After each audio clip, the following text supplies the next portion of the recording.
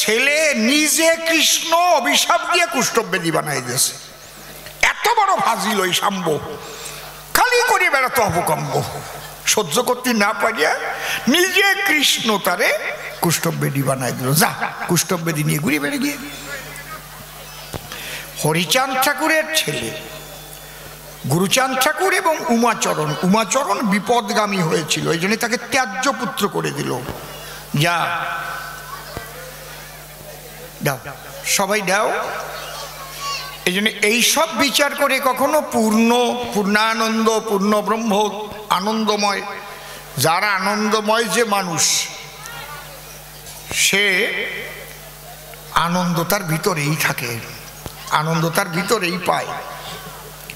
একদিন আমি ঠাকুর ভাবা পাগলার কাছে বসে আছি, তা কলকাতা থেকে এক মহিলা গেছে, তার সে কানে সোনা, নাকে সোনা, হাতে সোনা, গলায় সোনা, সোনা সোনা, খালি সোনার গহনা। তো ইতিমধ্যে পাগল বসে আছে, ওনার ছোট বেটার বউ এসে ওরে চোটপাট করতেছে। ডাকাইয়ে মানুষ তো খুব করে বলছে আর কি, টাকা দাও, টাকা দিবার পারো না, পাগল হইছ। আর পাগল খালি মিসমিস করে হাসতেছে। আর এর পিছনে যে এরকম পিলারে হেলান দিয়ে বসে আমারে কয়, দেখছিস, দেখ এই পিলারটাই আমি ঠেকা দিয়ে বসে আছি, দেখছিস এই পিলারটা পইরা গেলে কি হবে, আমি শীত হয়ে পইরা যাবো, আমি চইলে গেলে হালারা শীত হয়ে পইরা যাইবে। তখন ওই মহিলাটা পাগল বলল, মা, ওই মহিলা জিজ্ঞেস করছে, ও পাগল, তুমি এত বড় উন্নত মানুষ, তো তোমার সংসারে এরকম অবস্থা কেন?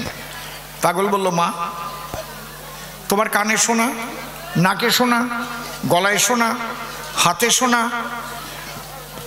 এই যে সোনার গহনা পড়েছ, তোমার সমস্ত দেহটা সোনা হলো না কেন?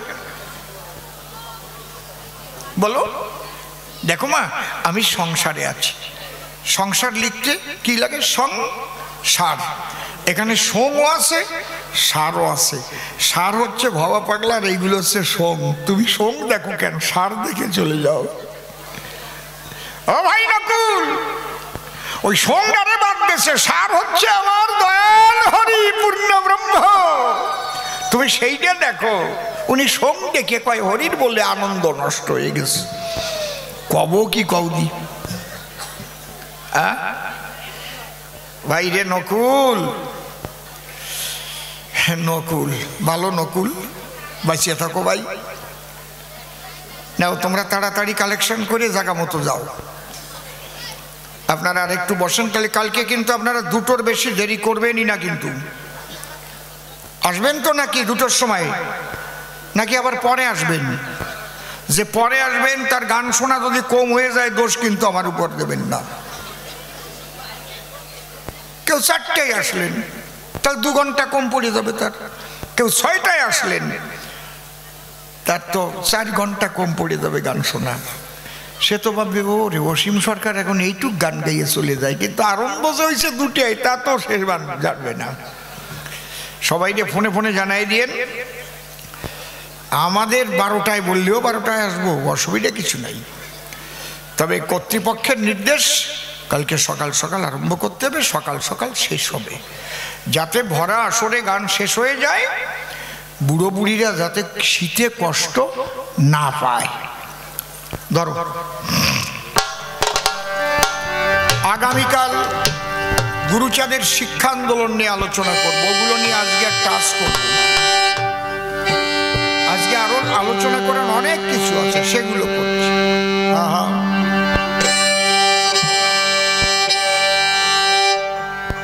হরিবল হরিবল, বাড়ি যাও।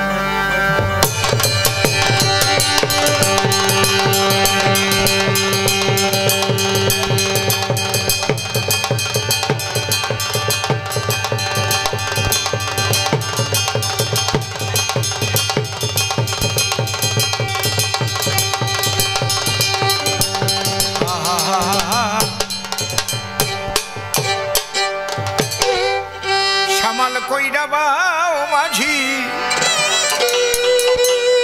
দাঁড়া দিয়ে এই তো আমি শুনতে পারতেছি না। আর এই শিশুর ডাক এইরকম টোন থাকলে বেহালা ভালো শোনা যায় কোনোদিন? ঠিক করতেছে, দেখি টোন কমাও বেহালা। বেহালার সাউন্ড হচ্ছে কান দেয়, বেহালার সুরে মানুষ। কাটিয়ে দাও টোন, দাও কাটিয়ে দাও, এবার ভলুম দাও।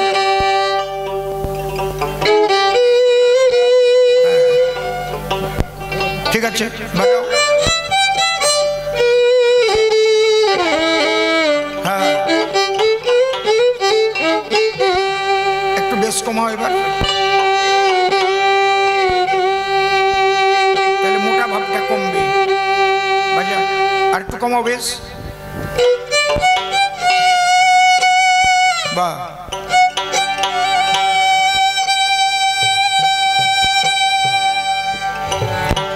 এইটা কি তোর মনিটরে বড় বক্সে? হ্যাঁ হ্যাঁ হ্যাঁ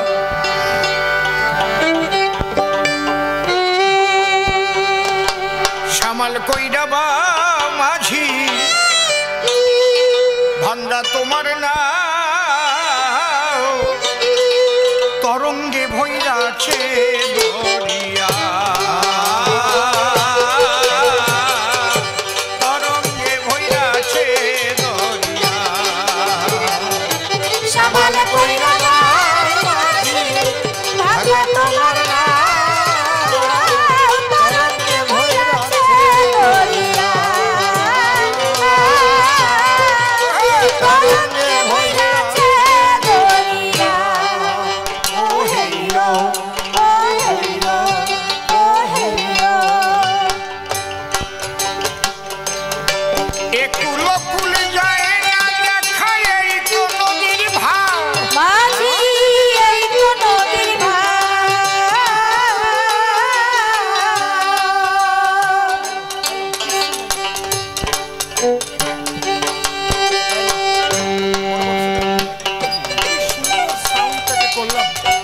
মনিটর বন্ধ করো। হ্যালো দাও, হ্যালো দাও বড় বক্সে। Hello hello hello mike testing. হ্যাঁ এবার একটু মনিটর দাও। Hello monitor, hello hello.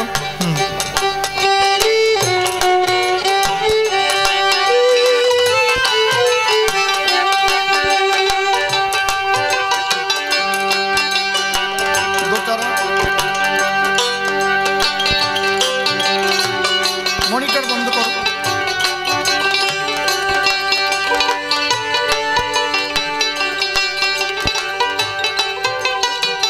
হ্যাঁ এবার একটু মনিটর দাও।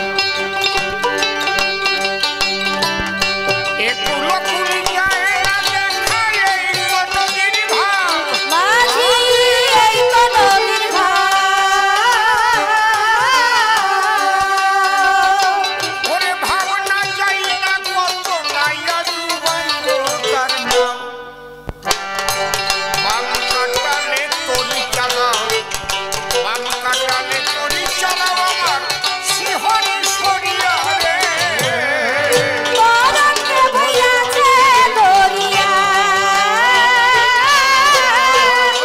তরঙ্গে ভৈরাছে দরিয়া। ও হেলো ও হেলো ও হেলো। একটা গুরুত্বপূর্ণ কথা বলেছি। তারক গোসাই লিখলেন, লয়ে নিজ নারী ব্রহ্মচারী সচ্চরিত্র রবে, হাতে কাম মুখে নাম সদা সত্য কথা কবে। তাহলে নারী নিয়ে ব্রহ্মচর্য রক্ষার কথা তারক গোসাই বললেন, কিন্তু এখানে অশ্বিনী গোসাই তার গানে নারীদের কামিনী কাল নাগিনী বললেন।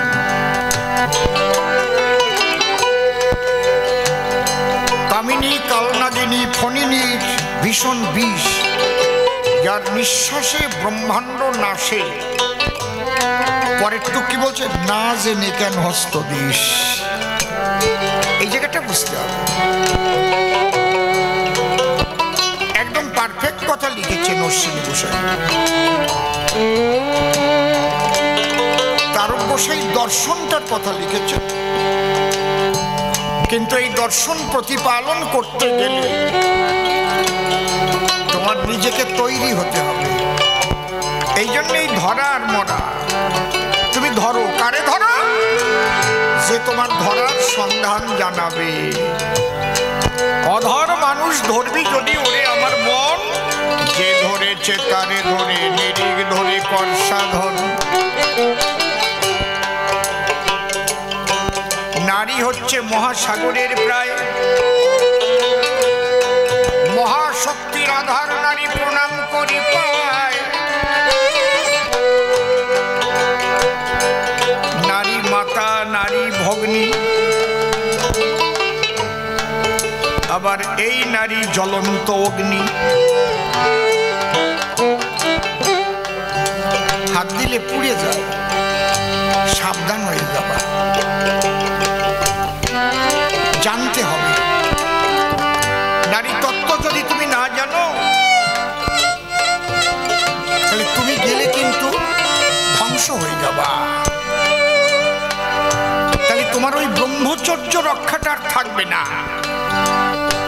লয়ে নিজ নারী ব্রহ্মচারী, নারী নিয়ে ব্রহ্মচর্য রক্ষা করবে, তোমার সন্তানও হবে, আবার তুমি ব্রহ্মচারী হবে। এই জায়গাটাই তো সূক্ষ্ম তত্ত্ব।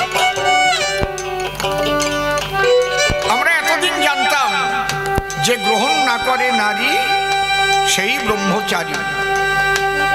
না, এখানে শ্রীহরি সূক্ষ্ম সনাতনের কথা বললেন একদম। নারী থাকলেই তার ব্রহ্মচর্য নষ্ট হয় না, যদি শুধু সৃষ্টির জন্য তার পিতৃধন হরণ হয়, আর যদি পিতৃধন সে ধরে রাখার কৌশল জানে, সেই ধন ধরে রাখতে পারে সর্বদা। হরিব, জয় হরিব। এত সোজা না, অশ্বিনী কোষের ভুল ধরিয়ে না। কাল নাগিনী আর কি? নারী যদি ইচ্ছা করে যে কোনো পুরুষকে একদম ধ্বংস করে ছোট, আবার এই নারী যদি ইচ্ছা করে একজন পুরুষকে দেবতার আসনে বসাই দিতে পারে। নারীর ভিতরে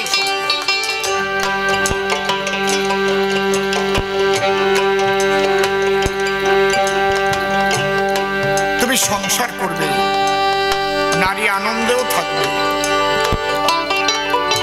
কারণ দাম্পত্য জীবনের একটা সুখ আছে, সেই সুখ যদি নারী তোমার কাছে না পায়, তুমি টাকার বস্তা দিয়েও তোমার বাড়ি নারীকে রাখতে পারবা না। সেই সময় সোনার গহনা ভরে দেবা, থাকবে না। তুমি নারীর চাহিদাও রক্ষা করবে, আবার তোমার পিতৃধন রক্ষা থাকবে। আর তাই না জেনে যখন হাত দেবে, ধ্বংস হয়ে যাবে।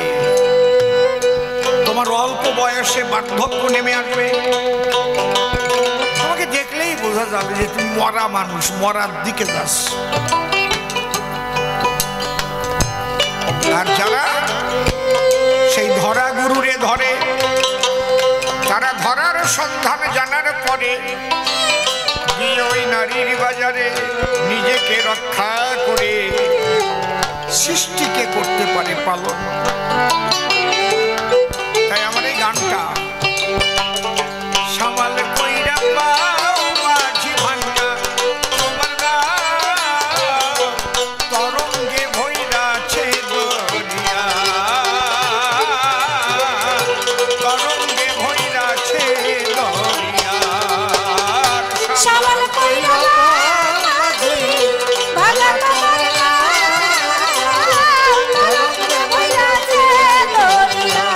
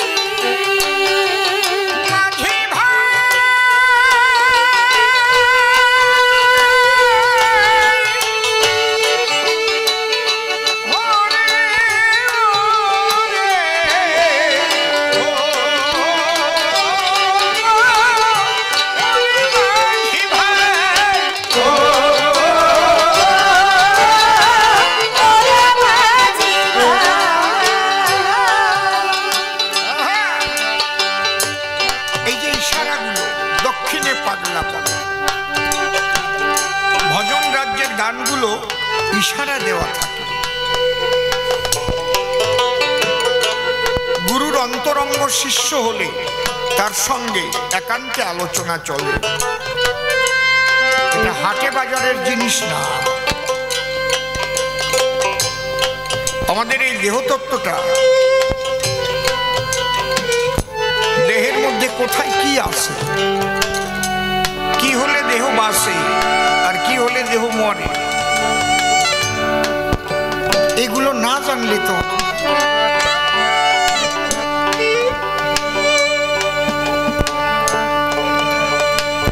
বলছে এই যে মানব দেহ করনিরীক্ষণ চতুর্বিংশ তত্ত্বে ইহা হয়েছে গঠন। পঞ্চভূত ষড়রূপে একত্র করিয়া তাহার মধ্যে দর্শনীয় লইবে ধরিয়া মহাভূত অহংকার সহকারে মন, এই 24 তত্ত্বে মানব দেহের গঠন। সহস্রার পদ্ম হয় সহস্রের দল, মধ্যে আত্মা রামেশ্বর গোলকমণ্ডল। নাসামূলে দ্বিদল পদ্ম রূপখঞ্জ নাকি, কণ্ঠ জুড়ি 16 দল পদ্ম দিল রাখি। হৃৎপদ্ম বিরাজিত দ্বাদশ যে দলে, কুলকুণ্ডলিনী 10 দল নাভিমূলে। নাভির নিম্ন ভাগে আছে 1 সরোবর, 8 পদ্ম আছে তাহার ভিতর। তাহার মধ্যে আছে নারী 3.5 কোটি, 72,000 নারী তাতে আছে 8। তার মধ্যে 700 প্রধান যে হয়, তার মধ্যে 700 প্রধান যে হয়। শতাধিক 24 নারী তাতে শ্রেষ্ঠ রয়। 124-এর মধ্যে 32 নারী দেখো, বিশ্বঘড়ি নামে ইহা হয়েছে উল্লেখ। সেই বিশ্বঘড়ির মধ্যে আছে নারী 3, ইরা, পিঙ্গলা আর সুষন্মা প্রবীণ। বাম ভাগে ইরা আর দক্ষিণে পিঙ্গলা, মধ্যভাগে সুষন্মা চক্রভেদী রইলা। তাহলে ইরা, পিঙ্গলা, সুষন্মা।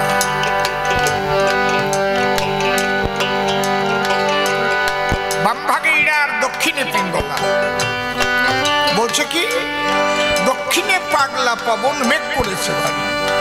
দেখবেন শরীরে যখন কাম জাগ্রত হবে, একটু লক্ষ্য করে দেখবেন, তখন দক্ষিণ নাসিকায় শ্বাস প্রবাহিত হচ্ছে। পরীক্ষা করবেন, বাম নাসিকায় শ্বাস থাকাকালীন আপনার কামের উদ্রেক হবে না শরীরে।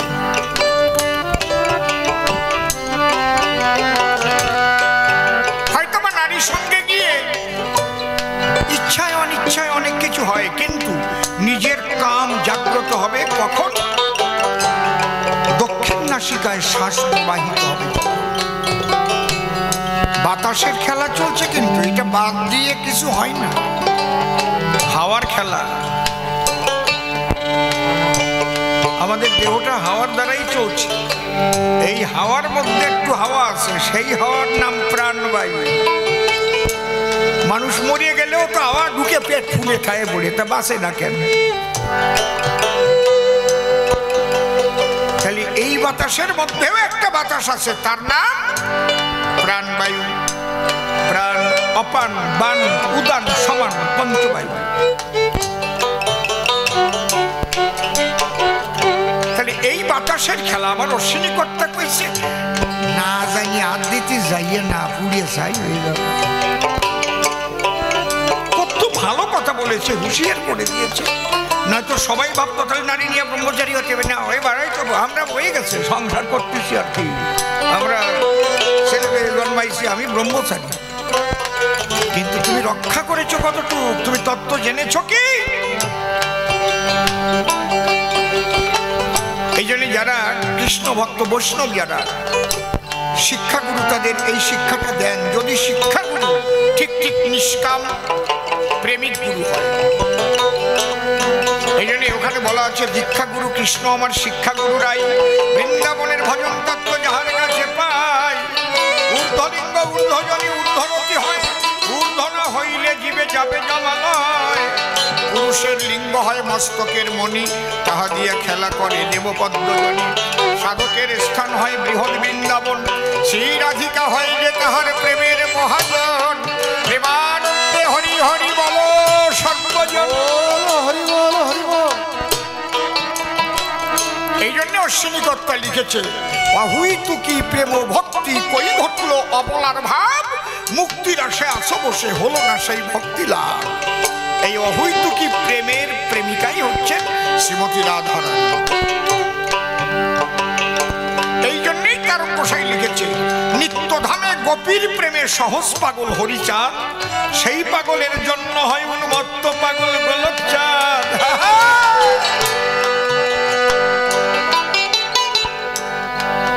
যা ভাবিস অত গুড় আছেন না, এই জন্য অশ্বিনী কর্তার গানের ভুল ধরে না।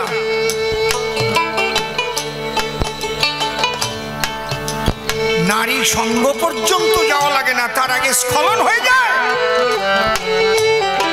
তেমন নারী যদি স্পর্শ দেয় গায়ে, স্পর্শ দেওয়া লাগে না, দর্শনেই কতজনের কত কিছু হয়ে যায়। ফাজলেমি কথা আমার দ্বারে কই না, আমার জানা আছে, বুঝলে? আমি পাগল রাজেন্দ্র সরকার।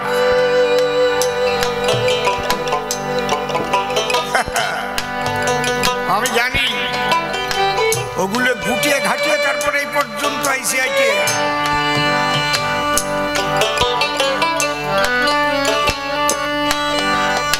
এই নারী ভগবতী, এই নারী সন্ধ্যাসতী, এই নারী মা কালী, আবার এই নারী রাধারানী, এই নারী কাত্যায়নী। এই নারীর পায়ে শিব দিল অঞ্জলি। এমনি এমনি নাকি? এই জন্যে দক্ষিণে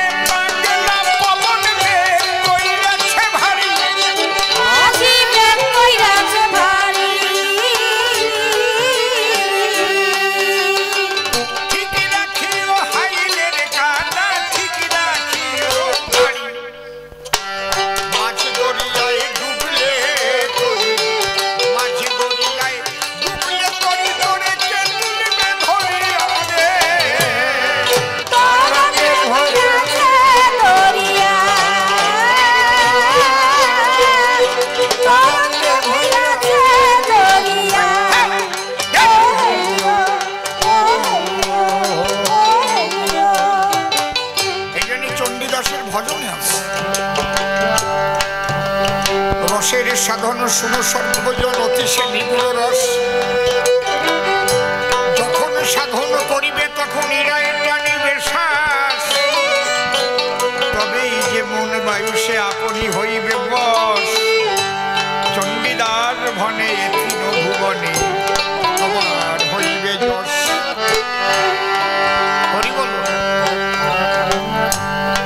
প্রকৃত গুহ্য যে তত্ত্বটা, সেই তত্ত্ব আলাদা কিছু না। A+B হোল স্কয়ারের সূত্র নালাগোলাতেও তা, পাকুয়াতেও তা, সারা পশ্চিম বাংলায় তা, সারা ভারতবর্ষে তা, London, France, German, Holland, Poland, Netherland, Japan, যে জায়গায় যাবা একই থাকবে। প্রকৃত বৈষ্ণব তত্ত্বেও যাবা ওই শিক্ষাই দেবে, প্রকৃত মতুয়া তত্ত্বে যাবা ওই শিক্ষা দেবে, সাইজি লালনের মারফতি মতে যাবা ওই শিক্ষাই পাবা। লালনের গানে ওই সব রয়েছে।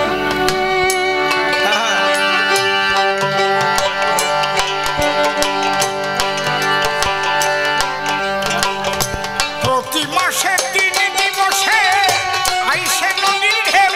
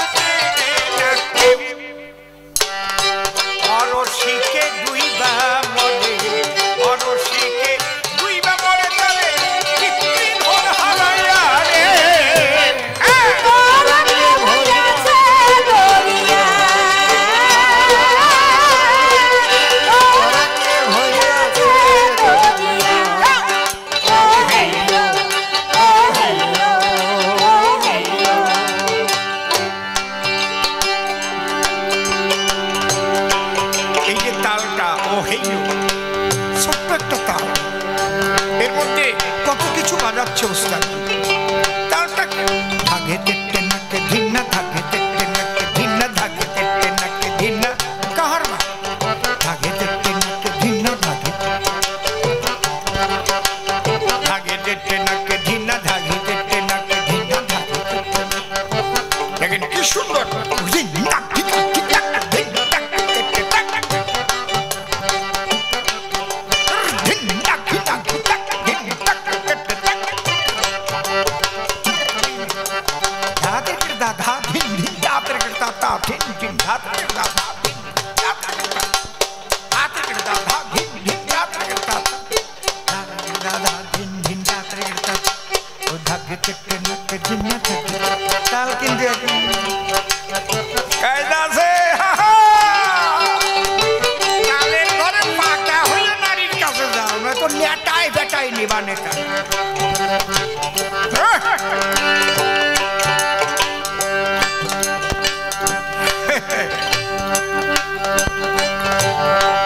তোমারে তুমি রক্ষা করবা তো, এই রক্ষা করার তত্ত্বটা তো ধরার কাছে পাবা।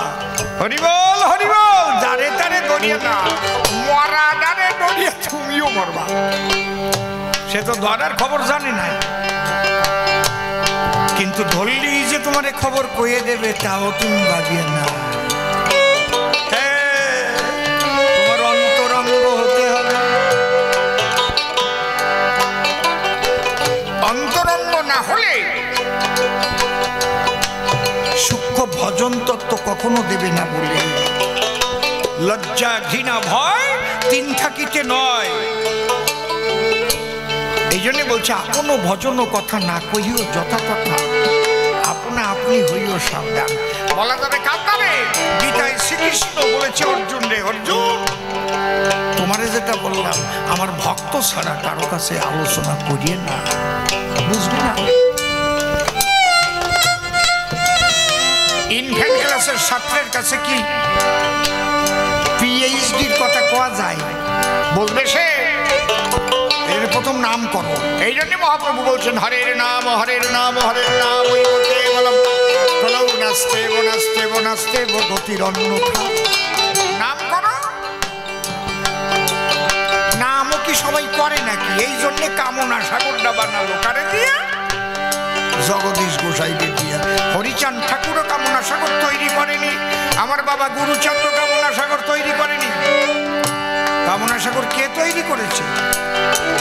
দেখবো হরিসঙ্গীতে লেখা আছে, জগদীশ গুণনিধি করিল কামনা নদী, আছে না? বাড়ি যাই খুলি দেখি এর ঘটনা আছে। কেন? কারণ গুরুচাঁদ ঠাকুর বলেছিল জগদীশ কি আমার বাবা যে অহৈতুকী প্রেমের কথা, অহৈতুকী প্রেমের ডালি নিয়ে এসেছে, এ তো সাধারণ মানুষ বুঝতে পারবে না।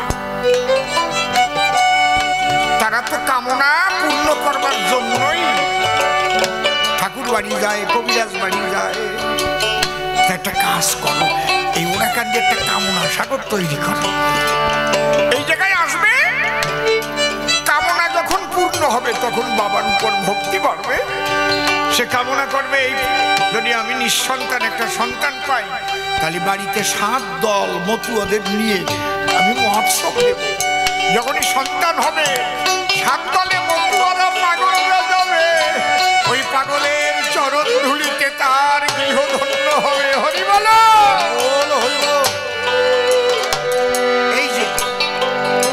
এই যে প্রেমের বীজ তখন তার ঘরে প্রবেশ করবে। যে সন্তানের জন্য মানত করেছিল সেই সন্তানকেই মতুয়ার চরণ তলে এনে ফেলে দিয়ে তাদের ওই চরণ ধুলি গায়ে মাখবে, স্বামী স্ত্রী গড়াবে।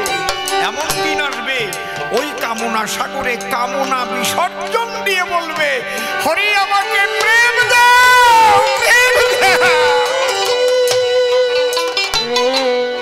কামনা বিসর্জন দিতেও যায় ওই জায়গাটা, জানো? খালি কামনা করতে যায় নাকি? সাধু যারা তারা কামনা বিসর্জন দিতে যায়। Oh,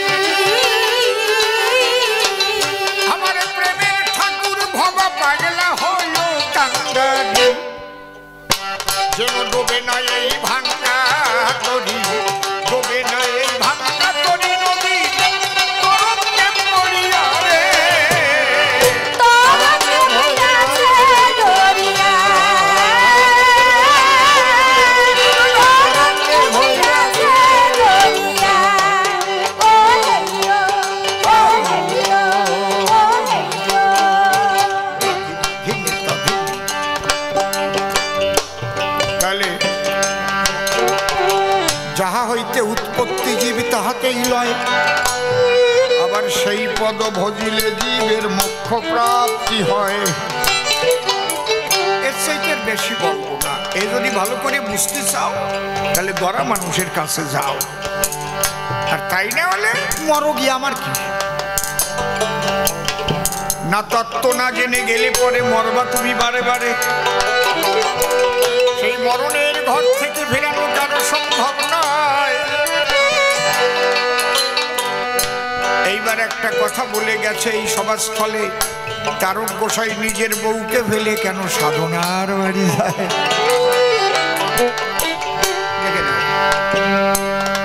ভালো, এই কথাগুলো ভালো, এই প্রশ্নগুলো ভালো করেছ নকুল ভাই।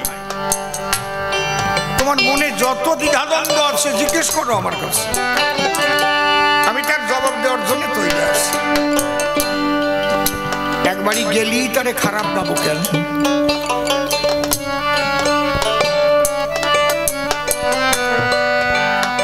এই খারাপ ভাবনাটাই তো খারাপ মানুষের লক্ষণ। ভালো করে অ্যানালাইসিস করে দেখো মূল ব্যাপারটা কি। তাদের মধ্যে কাম কামনার কোনো যোগাযোগ ছিল কিনা তার প্রমাণ কি তুমি দিতে পারবে? দুটো কথা বলবো। একবার বাবা গুরুচন্দ্রের কাছে নালিশ গেল যে তোমার তারক অভিজ্ঞান গেয়ে গেয়ে সময় পায় যখন ওই সাধনার বাড়ি যায় পদুমা গ্রাম। গুরুচাঁদ বলল কাজ তো ভালো না, ওকে দুইজনকে খবর দেওয়া ওরা কারণে নিয়ে আসলো। গুরুচাঁদ দেখেছে জ্যৈষ্ঠী মাসের কাঠ ফাটা রোদ, একদম দুপুর বেলায় বলে কর্কের টিন পাতো রোদের ভিতর পাইতে টিন চরম গরম হয়েছে, হাত দেওয়া যায় না। বলে তোমরা দুজন আসো, ওই টিনের উপর সব শুয়ে 7টা লেপ দিয়ে ডাকিস। কয় 7টা লেপ আনিয়ে ঢাকো দুজনকে, এ যা কাজ করেছে তাতে এই সাজা দিতেই হবে। 7টা লেপ নিয়ে 2 ঘন্টায় রোদের মধ্যে ডাকিয়ে রাখছে। এবার গুরুচাঁদ কয় তোমাকে ভালো ঠেকতেছে তো, এবার বিচার করেছি তো? হ্যাঁ বাবা, এর চাইতে আর ভালো বিচার হয় না, ঠিক হবে না।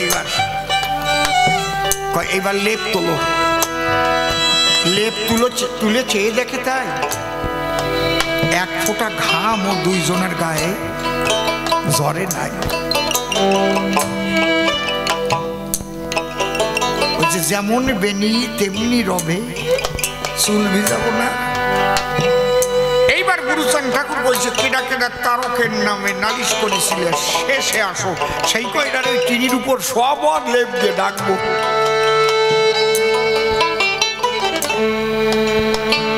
কেন তোমরা তো তারকের নামে নালিশ করেছ।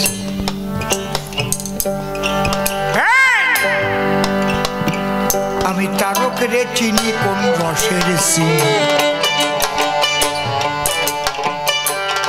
নালিশ জানালি যারা টিনের উপর শুবিলে লেপের তলে যাবি তারা, আর থাকে এক একটা করে দৌড়ই চলে গেছে। পদুমা গ্রামে আর একটা ঘটনা ঘটেছিল। সন্দেহ করতে তো আর মানুষের টাকা লাগে না, আপনি আমার সন্দেহ করতেই পারেন। এই বাড়ি যায় কেন, এই বাড়ি কোনো কোনো আসে কেন, তলে আবার কোনো যোগাযোগ আছে না, করতেই পারেন নাকি। একবার ওই গ্রামের যুবক ছেলেরা মনে ভাবে গোসাই ওই বাড়ি আসে, এটা মোটেই ভালো নয়। এবার গোসাইর কাছে বসে এমন একটা কর্ম করবো আমরা চরম শিক্ষা পাবে, চিরতরে এই গ্রাম থেকে বিদায় নিয়ে যাবে। এবার তার গোসাই সাধনার বাড়ি গেছে, বারান্দায় বসে হুকো খাচ্ছে। এমন সময় যুবক ছেলেরা গিয়ে বলছে আমরা আজকে একটা হরি সভা করতে চাই, তা আপনার একটু নিমন্ত্রণ দিচ্ছি, রাত 8টার পরে আসবেন, নিয়ে যাবেন আমরা, আপনি তো চিনবেন না। ঠিক আছে। হরি সভা পাতাইছে গুদম ঘরে, একখানা মাত্র দরজা, গুদমে তো আর জালনা ফালনা রাখার দরকার হয় না।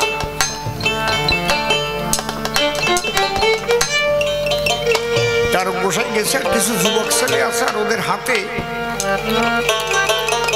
হাত 1.5 এরকম লাঠি আছে। সবাই যে বসছে তার বসায় বসছে।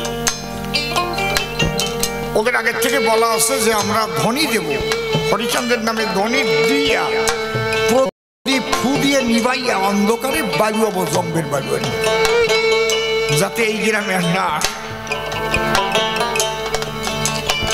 এইবার দরজা আটকাইতেছে, ভিতর দিয়ে আটকাইতেছে, দিয়ে জয় জয় শান্তি হরি প্রেমানন্দে হরি হরি বলো ধ্বনি দিয়া ফু দিয়া প্রদীপ নিবইয়া অন্ধকার মানে এই বাড়ি আরম্ভ করেছে। 30 সেকেন্ডের ভিতরে নিজেরা নিজেরা বাড়ি বাড়ি করে। একজন কয় মারিস না, আমার কান ছিঁড়ে গেছে, আর একজন কয় মাথা পেটে গেছে। কি হয়েছে? আলো লাগা। আলো লাগাইয়ে চেয়ে দেখে, অবাক হয়ে যায়, নিজেরা নিজেরা মারামারি করেছে, তারও কই ঘরেই নাই, ভিতর দিয়ে আটকানো।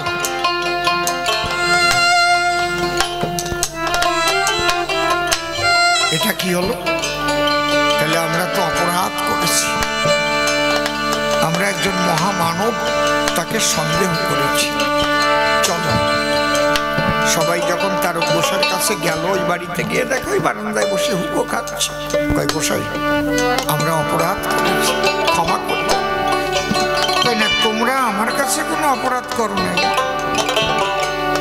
তোমরা অপরাধ করেছ হরিসভার নাম কইয়ে নিয়ে গেছো। যে তোমাদের অপরাধ হয়েছে বাবা হরিচাঁদ গুরুচাঁদের কাছে।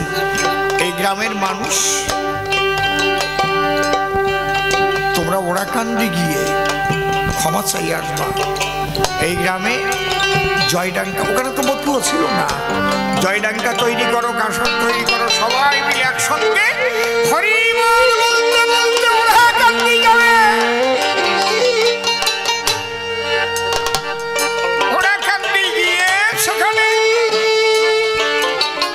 বাবা গুরুচাঁদের কাছে তোমরা ক্ষমা চাও।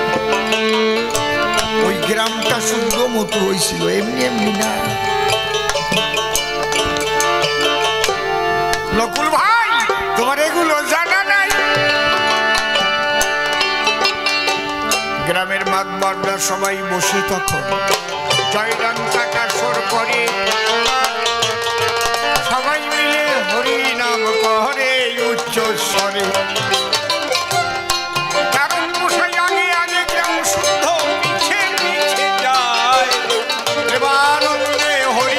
হরি বলো ভক্ত সমুদায়। ওরাকান্দি সবাই মতো হয়ে গেল। এই জন্যে নকুল ভাই না জেনে শুনে যার তার নামে এইসব কথা বলা উচিত নয়, তাই আমি এইটুকু বলতে। নারী নিয়ে ব্রহ্মচারী কি করে হয়? সৃষ্টিকে রক্ষা করে যে পিতৃধনকে যত্ন করে রাখতে পারে, ব্রহ্মচারী মানে কি? ব্রহ্মে বিচরণ করিলে পরে তারে ব্রহ্মচারী কয়। ব্রহ্মর স্বরূপ জানো আগে মহাশয়। ব্রহ্মের স্বরূপ আনন্দ। আমার যদি এখানে জামাটা পোড়া থাকতো খানিক, তাহলে আপনারা বুঝতে পারতেন যে হয়তো আমি সিগারেট খেতে গেছি, পুড়ে গেছি, আগুন পড়ে। কিংবা যদি ভিজিয়ে থাকতো তাহলে জানতেন জল পড়েছে। তার মানে জল আর আগুনের গুণ আপনারা জানেন। আগুনের শক্তি হচ্ছে পোড়ানো, আর জলের শক্তি ভিজানো। তাহলে ব্রহ্মের স্বরূপ কি আনন্দ।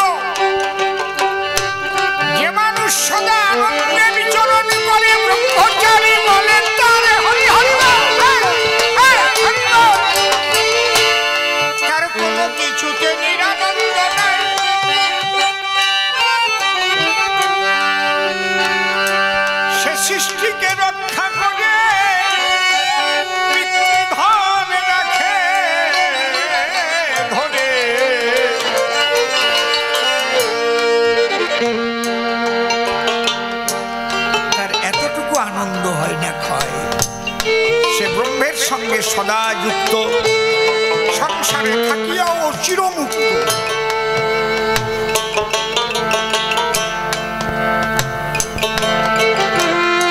একটা ছোট্ট ঘটনা বলে আজকের গান শেষ করব।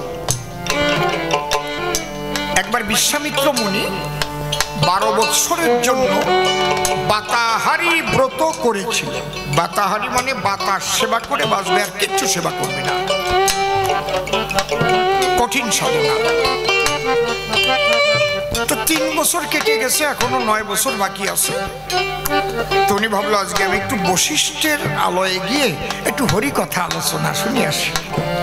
তা উনি যখন বশিষ্ঠের বাড়িতে এলেন, বশিষ্ঠের স্ত্রী অরুন্ধতী অত্যন্ত শ্রদ্ধা সতী, 100 ছেলের জননী। বশিষ্ঠের ঔরসে অরুন্ধতীর গর্ভাবাসে তখন 100টা সন্তান জন্মগ্রহণ করেছে। তো অরুন্ধতী শুধু দেখলেন যে মুনি ঠাকুর এসেছেন, আমার স্বামীর সঙ্গে হরিকথা বলছেন। উনি তাড়াতাড়ি রান্নাঘরে গিয়ে পরমান্ন রান্না করছেন, মানে মিষ্টি অন্ন। ওই মিষ্টি অন্ন রান্না করতে যে সময়টুকু লাগে, কিছুটা সময় তো লাগে, ভালোই সময় লাগে। ওই সময়ের মধ্যে হরিকথা শেষ করে বিশ্বামিত্র চলে গেছে একটা নদীর ওপারে একটা পর্বতের গহ্বরে গিয়ে চুপ করে বসেছে। এমন সময় মিষ্টান্ন রান্না করে 2 থালায় করে নিয়ে এসেছে, স্বামীর জন্য আর মুনির জন্য। বশিষ্ঠদেব বলেছে, এটা তুমি কি করেছো? বলে, আমি তো অতিথি রূপে নারায়ণ, আর উনি উন্নত মুনি একজন, আমি মিষ্টি অন্ন করেছি রন্ধন। তুমি জানো না উনি 12 বৎসর বাতাস ছাড়া কিছু খাবেন না। বাতাহারি ব্রত 3 বছর কেমন হয়েছে, আরো 9 বছর বাকি আছে। বলছে, আমি এসব শুনতে চাই না, আমি তোমাদের দুজনের জন্যই মিষ্টি অন্ন রান্না করেছি। যদি ওই মুনিকে আমি সেবা দিতে না পারি, তাহলে আমি আত্মহত্যা করি, আমার জীবনকে আমি বিনাশ করি। তুমি বলো কি? বলো সেই মুনি কোথায়? বলে, মুনি তো ওই নদীর ওপারে পর্বতের গহ্বরে। তুমি যাও তাহলে মিষ্টান্নের থালা নিয়ে যাও। আমি যাবো কি করে, নদী পার হবো কি করে? এইবার বশিষ্ঠ বলছে। বশিষ্ঠ বলে, তোমার কাছে ছোট ছোট মনের কথা কই, তুমি জলের উপর দিয়ে হেঁটে যেতে পারবে আমি যদি ব্রহ্মচারী হই। আমি যদি ব্রহ্মচারী হই তাহলে আশীর্বাদ করলাম, তুমি জলের উপর দিয়ে হেঁটে চলে যাবা। মানে অরুন্ধতী ভাবতেছে আমার গর্ভে 100 সন্তান জন্মাইছে, নাকি ব্রহ্মচারী, এ তো বাড়ি জ্বালা। আবার ভাবতেছে না, আমার স্বামী তো কখনোই মিথ্যা বাক্য বলেন না, আমি যাই। মিষ্টি অন্নর থালা নিয়ে সেবা দিতে গেল। নদীর জলের উপর দিয়ে হেঁটে গিয়েছিল, ওই নদীর জলের উপর দিয়ে হেঁটে চলে গেল, ডুবলো না। গিয়ে পর্বতের গহ্বরের সামনে ডাকছে, মুনি ঠাকুর।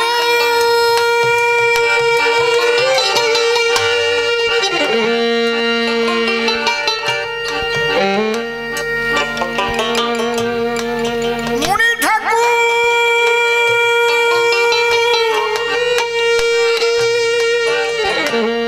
একবার আসুন, আপনার জন্য আমি মিষ্টান্ন নিয়ে এসেছি। মুনি তো আসে না। কি আমার দ্বারা যদি এই সেবা নাহি হয়, এখানেই জীবন বিসর্জন করব, পাথরের আঘাত মেরে গায়ে। এই বলে পাথর তুলে কপালে যখন মারিবারে গেল, মুনি এসে অমনি মায়ের হাত চাপিয়া ধরিল। দাঁড়া, কি কি করছো? কি করবো, আপনি সেবা করবেন না? বলে দাও দাও। এই বলে ওই অন্নের থালা, পরমান্নের থালা নিয়ে সবটুকু পরমান্ন সেবা করেছে। বলে এবার যাও। বলে আমি কি করে যাব? বলে এলে কি করে? জলের উপর দিয়ে। বলে তো আমার স্বামী আশীর্বাদ করেছিল তুমি যেতে পারবে, আমি ফিরে যেতে পারবো, সে আশীর্বাদ তো দেয়নি। মুনি কহে শোনো মাতা গো, মনের কথা কই, তুমি জলের উপর হেঁটে যাবে যদি আমি বাতাহারি হই, আমি যদি ঠিক বাতার সেবা করে বেঁচে থেকে থাকি, আমি তোমাকে আশীর্বাদ করছি তুমি জলের উপর হেঁটে চলে যাবে। মানে অরুন্ধতী ভাবতেছে আমার সামনে এক থাল পায়েস খালো কেবল, খালি নাকি বাতার সেবা করে বাঁচে, ব্যাপারটা কি? তাহলে এর মধ্যে কি যেন ব্যাপার আছে। খালি থালা নিয়ে হাতে জলের উপরে দিয়ে যায়, হেঁটে চলে গেল তখন আপনাঙ্গিনায়।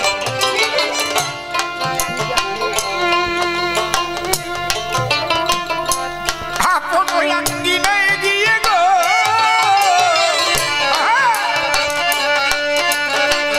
স্বামীর কাছে এলো, বড় জোরে স্বামীকে তখন প্রণাম জানালো। বলে প্রাণ প্রিয়তম স্বামী, তোমাকে দুটো প্রশ্ন করব আমি। কি? তুমি তোমার ঔরসে আমার গর্ভাবাসে 100 সন্তান জন্ম দিয়ে কি করে ব্রহ্মচারী হলে?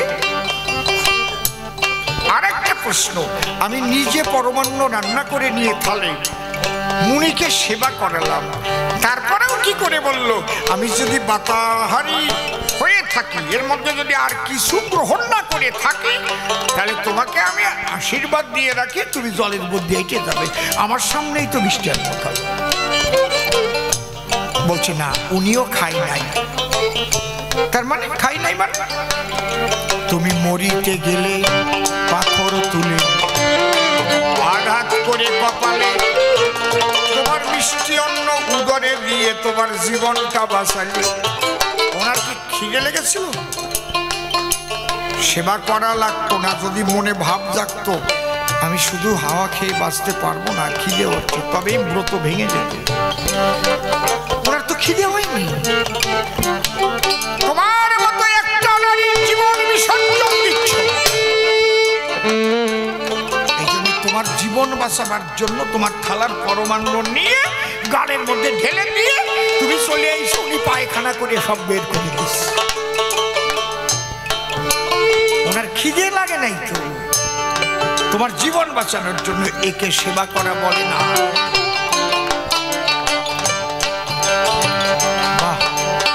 তুমি যে 100 ছেলে জন্ম দিলে, কি করে হলে ব্রহ্মচারী, সেই কথাটা শুনতে চাহি আমি তোমার ঘরের নারী।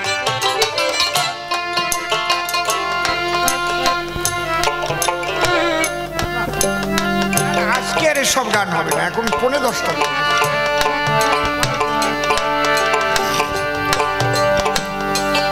আর এই গানটা আমি জানি, মরণের ডাক তো আমার গান, ওটা গাবো।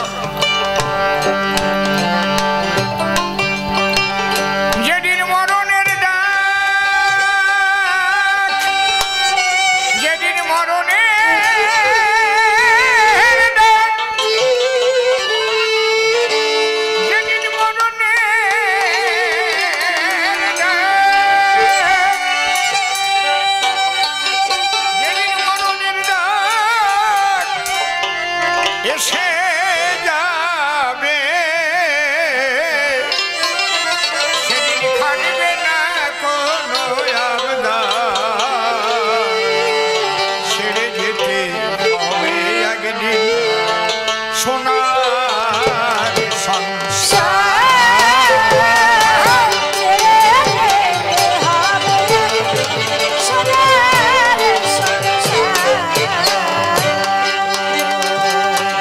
যেদিন মরণের ডাক এসে যাবে, যেদিন মরণের ডাক এসে যাবে, সেদিন থাকবে না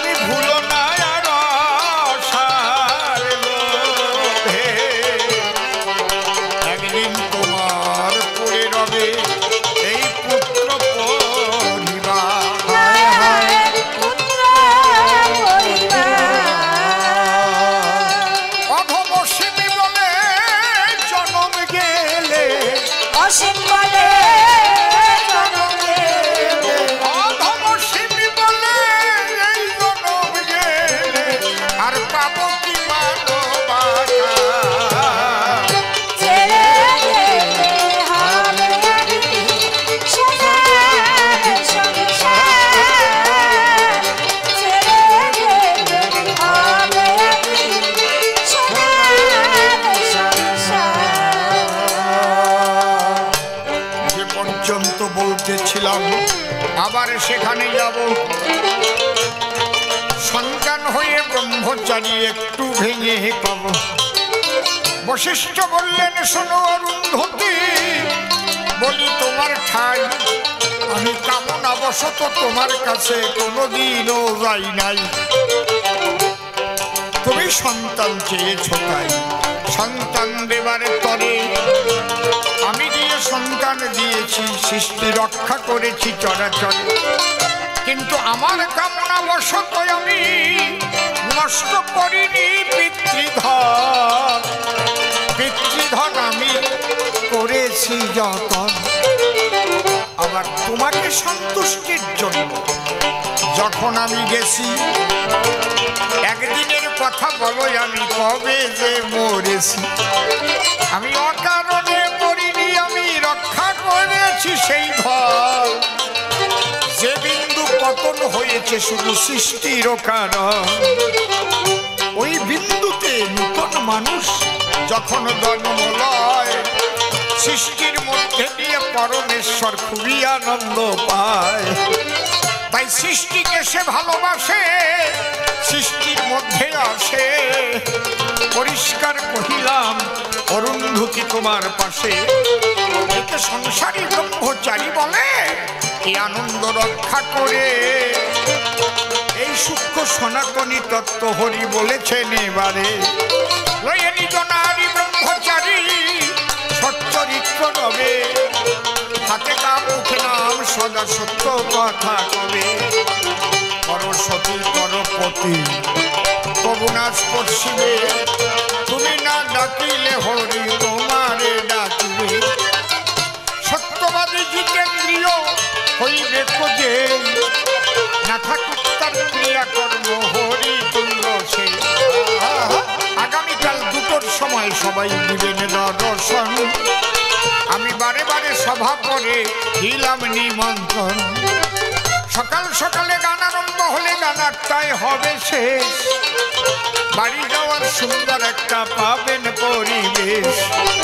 বেশি শীতের চাপ পড়লে বুড়ো বুড়ি বড় কষ্ট পায় কে দেখেন ভরায় আসর চড়া দেখা যায় আসর ভরা থাকতে আমাদের শেষ হবে গান একবার মায়েরা জোরে জোরে একটা উলুধ্বনি দেন আজকের মতো কবি গান এখানে সাঙ্গ হয়ে গেল একবার প্রেমানন্দে বদন ভরে হরি হরি বলো জয় জয় শান্তি হরি প্রেমানন্দে হরি হরি বল